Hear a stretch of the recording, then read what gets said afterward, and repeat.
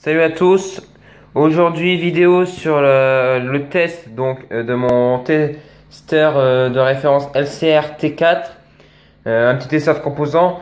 Donc je pourrais pas faire la construction en vidéo parce que je l'avais déjà prévu de la faire dans une autre vidéo, mais la vidéo a un petit peu foiré parce qu'elle a filmé tout en horizontal, en mode portrait et non en mode paysage.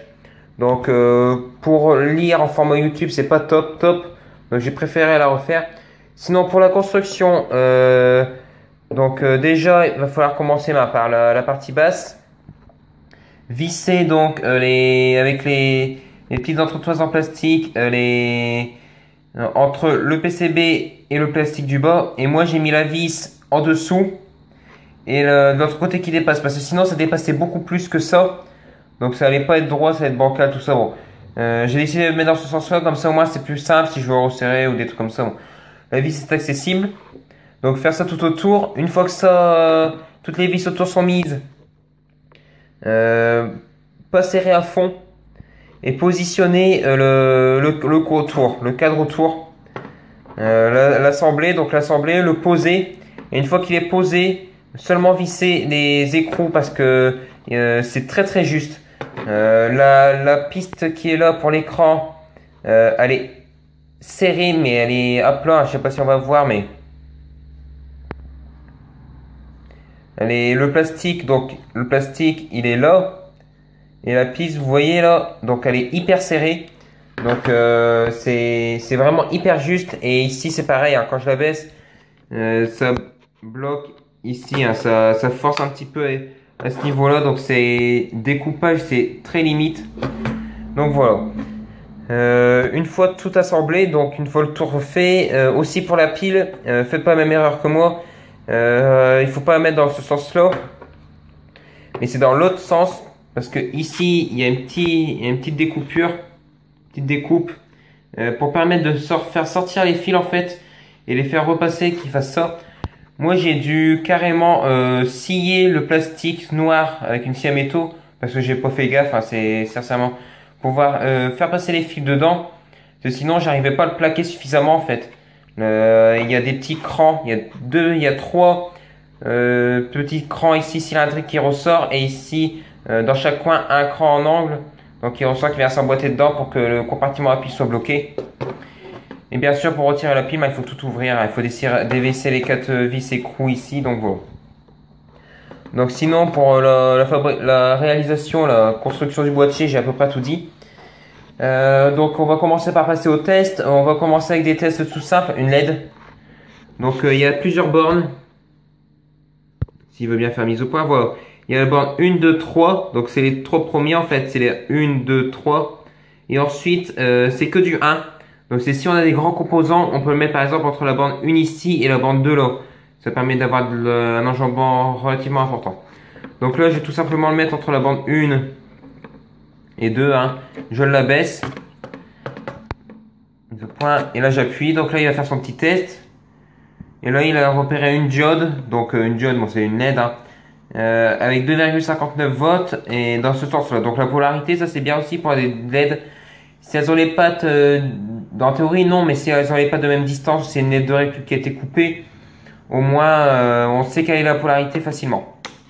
Donc voilà une LED. Ensuite on va faire un test sur un transistor. Donc là c'est un gros. Ouais, par contre là le problème c'est que sur ce système de clenchement, les pattes si elles sont trop grosses ça fonctionne pas trop. Donc c'est un peu aussi l'inconvénient. Donc là il teste tout ça. Et là c'est bon, c'est un NPN avec un voltage, tout ça. Mais il donne quelques caractéristiques, hein. Il donne déjà le principal c'est d'avoir le brochage. Ça c'est très bien d'avoir le brochage. Donc voilà, ensuite on va passer sur un autre transistor beaucoup plus petit, celui-là. Donc toujours dans la borne 1, 2, 3, je les mets, mais après ça fonctionne dans n'importe quelle borne. Je mets, là c'est un NPN, donc voilà, il a bien trouvé, c'est le bon. Avec le brochage, tout ça, bon, toujours pareil. En théorie, là ce n'est encore un autre, ça doit être un PNP en théorie, celui-là. Voilà, PNP avec le voltage, tout ça, le brochage. Bon, jusque là, bah, tout va bien. Ensuite, j'ai aussi, alors je sais pas s'il va trouver, mais j'ai une LED RGB. Je sais pas du tout s'il va trouver, j'espère qu'elle fonctionne encore, mais en théorie, c'est censé fonctionner. Donc il teste. Donc voilà, après, alors, il doit avoir un petit problème parce que la LED verte, je la vois plus s'allumer. Mais il y a bien deux diodes, donc une LED entre la bande 1 et 3 et la 2 et la 3. Donc c'est la bande 3 la masse. Et là on a bien deux LED avec les voltages, tout ça. Bon par contre, elle doit être un peu foutue la LED verte. Parce qu'elle indique pas le voltage me paraît relativement bas pour 1,33 volts. Donc il sait aussi s'il y a plusieurs LED. Ensuite on va faire une diode relativement grosse. Donc on met dedans, on ferme. On appuie sur le petit bouton de test. Il teste tout ça, il fait son test. On a bien une diode, il donne la tension ici, tout ça. Bon. Donc voilà, une diode, hein, ça permet aussi de savoir si les composants sont cramés. On va partir ensuite sur une résistance. Donc là, je sais plus c'est quoi la valeur, mais en théorie, ça devrait être facile à retrouver. Parce qu'il est relativement précis hein, sur les résistances. Voilà, c'était bien, donc c'était une 1000 kg, j'ai vérifié en vitesse. Mais en théorie, oui, c'était bien. Ouais, voilà. C'était 1 méga.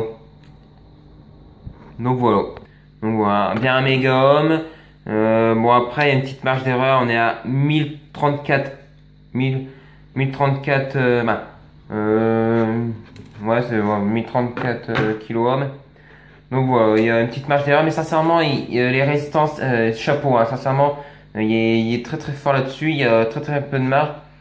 Et là ensuite, alors là en théorie, c'est censé être une inductance. Donc, je sais pas du tout parce que j'ai aucune indication dessus, j'ai pas été vérifié ce qu'il dit, mais j'ai vu que c'était une inductance dessus, donc voilà. Une inductance de 1,8 ohm et de 0,08 millihenry.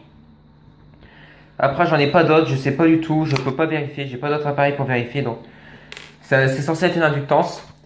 Ensuite, ce qu'on peut faire aussi, c'est mettre des petits potentiomètres comme ça, 10 kΩ, 10 tours. On peut les mettre dedans. Alors, je sais pas du tout, non, il n'est pas dedans. On va bien le mettre, voilà, il est bien mis, il est dedans, et là on teste, et là aussi il va pas être mal du tout. Donc voilà. Là, on a une résistance de 4221 ohms et là de 5842 ohms de l'autre côté, donc entre la bande 1 et 2 là et 2 et 3. Donc il voit bien aussi que c'est une double résistance, hein, donc comme un potentiomètre. Ensuite, on va passer au condensateur pour terminer parce que c'est la fin, là, c'est la fin du test. Donc un petit condensateur, donc là c'est un de combien de 47 microfarad. Donc par contre les condensateurs, il faut bien les tester, décharger. Ça, ils le disent, hein, les condensateurs, faut les faire décharger parce que sinon ça peut endommager l'appareil. Donc là c'est marqué 47,26 microfarad et on a un condensateur qui fait effectivement 47 microfarad. Donc il est relativement précis sur les petites valeurs. Je précise bien sur les petites valeurs, il est précis. Ensuite, en théorie, je suis censé en avoir un de 10 microfarad. Je le recherche. Donc là, j'ai 4,7 microfarad. Donc là, on va descendre relativement bas. Donc 4,7 microfarad. Et là, il trouve 4726 nanofarad. Donc ça fait bien 4,7 microfarad. Donc là, on est bon aussi, hein, sincèrement. Il n'y a pas de problème. Alors après, je sais pas, le SR, je sais pas trop. Il me paraît élevé. Je sais pas, dites-moi votre avis en commentaire. Parce que d'habitude, quand j'ai des condensateurs, là, c'est tous des ESR relativement bas. Là, celle-là, c'est un 6,4 ohms. Et si je mets par exemple ce condensateur-là qui fait 220 microfarad. Mais voilà, en théorie, il est bien dedans.